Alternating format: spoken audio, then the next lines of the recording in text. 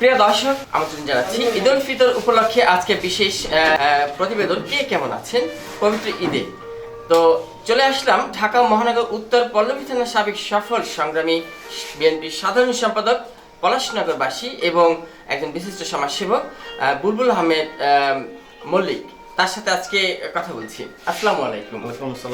একটু জানতে চাই কেমন আছেন, আপনার আত্মীয় স্বজন, বন্ধু বান্ধব বা এলাকার নেতৃবৃন্দ নিয়ে কেমন আছেন একটু জানতে চাই। রব্বুল আলমিনের প্রতি কৃতজ্ঞতা জানাই। কৃতজ্ঞতার শেষ নেই। আল্লাহ রব্বুল আলমিন আমাদেরকে সুস্থ রেখেছেন সকলকে।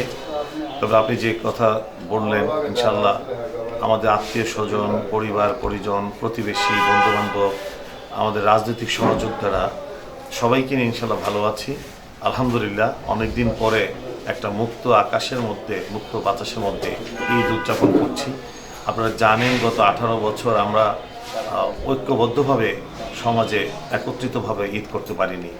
আলহামদুলিল্লাহ, আল্লাহর কাছে শুকরিয়া জানাচ্ছি। সকল দলের ভেদাভেদ, রাজনৈতিক ভেদাভেদ ভুলে গিয়ে আমরা সকলে মিলেমিশে আজকে ঈদের নামাজ পড়েছি, একসাথেই ছিলাম। সকল দলের, সকল রাজনৈতিক দলের আমাদের ভিতরে কোনো অনৈক্য নেই, সবাই ঐক্যবদ্ধভাবে করেছি। এই জন্য আমাদের দেশনায়ক, আমাদের প্রধানমন্ত্রী জনাব তারেক রহমানকে ধন্যবাদ জানাই। তার একটি মাত্র নির্দেশনা, সকলের জন্য ঐক্যবদ্ধভাবে দেশের স্বার্থে, সমাজের স্বার্থে একসাথে কাঁধে কাঁধ মিলে সমাজে বসবাস করি। একটু জানতে চাই ভাইয়া, যে আসে সিটি নির্বাচন, কি ভাবছেন সিটি নির্বাচন নিয়ে? শুনেছি চায়ের দোকানে এবং পথ চলার পথে এলাকাবাসীর কাছ থেকে বিভিন্নভাবে শুনছি যে আপনি নির্বাচনে আসতে পারেন, কাউন্সিলর নির্বাচন করবেন 5 নং ওয়ার্ডে। আপনি যথার্থই বলেছেন যে একজন রাজনীতিবিদের একটা অ্যাম্বিশন থাকে, যারা সমাজে কাজ করেন, জনগণের সাথে মিশেন। আপনি জানবেন হয়তো বা জেনেছেন, আমি এই ইউনিট বিএনপির সেক্রেটারি থেকে আমার পথ চলা। আমি নির্বাচিত সাধারণ সম্পাদক ছিলাম এই ইউনিটের, পরবর্তীতে ওয়ার্ডের সাধারণ সম্পাদক ছিলাম, পরবর্তীতে থানার সাধারণ সম্পাদক ছিলাম পল্লবী থানা বিএনপির।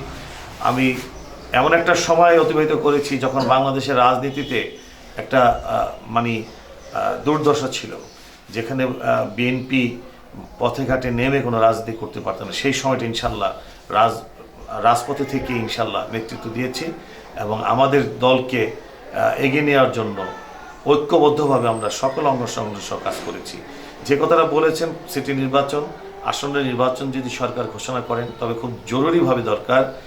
সমাজের সেবা করতে হলে জনপ্রতিনিধির দরকার।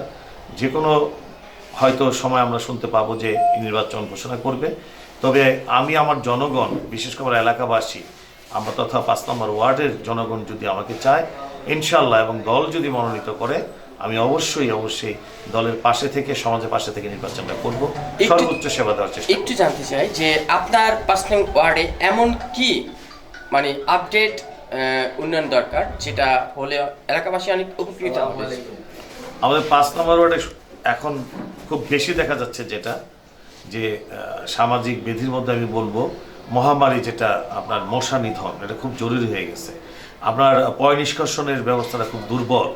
আপনার খালগুলো ছিল 60 ফিট, সিএস খাল, এসএ খাল, আরএস খাল, কিন্তু বর্তমান সময়ে এসে বিভিন্ন বাড়ির মালিকরা বা ভূমিদস্যুরা আপনার খালকে 2 ফিট, 3 ফিট, 5 ফিট, 7 ফিট করে ফেলছে।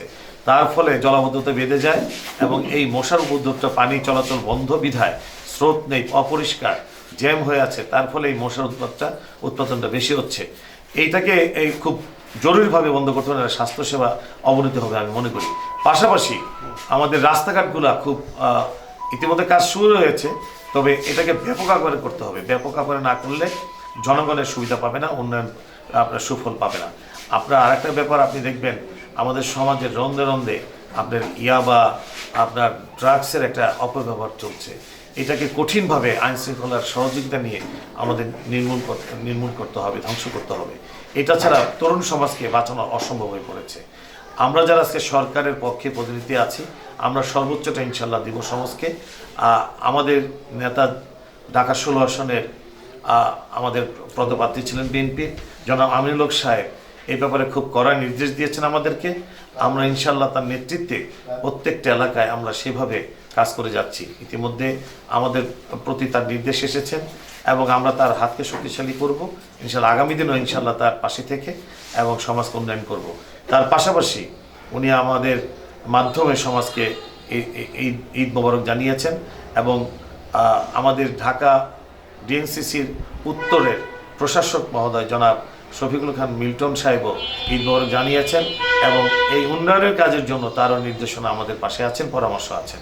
ইনশাল্লাহ এই ধারাবাহিকতায় আমরা এই দুইজন নেতার নেতৃত্বে প্রত্যেকটা এলাকা ইনশাল্লাহ আমরা এই কাজগুলো করতে সম্পূর্ণ হব ইনশাল্লাহ। ধন্যবাদ আপনাকে। আজকে এই পর্যন্তই।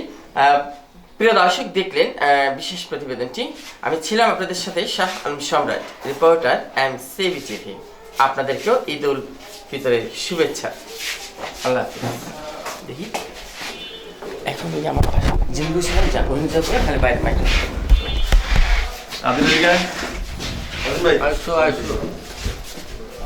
সবাই চাপ ওইদিকে চাপ। এটা হ্যাঁ, আমি ক্লোজে ভাইয়ের কথাটা একটু নিয়ে নিই, পরে আমি এই ধরবেন, জাস্ট এই ধরবেন, এই কোনো ই নেই, লড়াই চাই না ভাইয়া। আমাকে ধন্যবাদ দিয়ে আল্লাহ তাআলাকে কৃতজ্ঞতা দিয়ে তারপরে আপনি আপনার স্টার্ট করে রেডি।